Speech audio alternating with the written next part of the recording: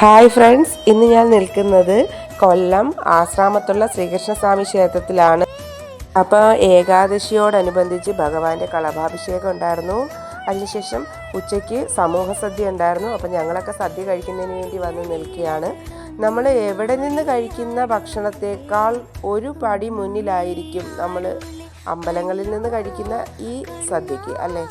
അപ്പം വളരെ ടേസ്റ്റി ആയിട്ടുള്ളൊരു ഭക്ഷണമായിരുന്നു. ചോറുണ്ടായിരുന്നു, സാമ്പാറുണ്ടായിരുന്നു, രസം ഉണ്ടായിരുന്നു, മോരുണ്ടായിരുന്നു, പിന്നെ തോരനുണ്ടായിരുന്നു. തോരൻ അവിൽ വെച്ചിട്ടുള്ള അവിലും കൂടെ ചേർത്തിട്ടുള്ള തോരനായിരുന്നു. അപ്പം അച്ചാറുണ്ടായിരുന്നു. പിന്നെ 2 തരം പായസവും കൂടെ ഉണ്ടായിരുന്നു. വളരെ നല്ല സൂപ്പറായിട്ടുള്ളൊരു ഫുഡായിരുന്നു നമുക്ക് അവിടെ നിന്ന് കിട്ടിയത്.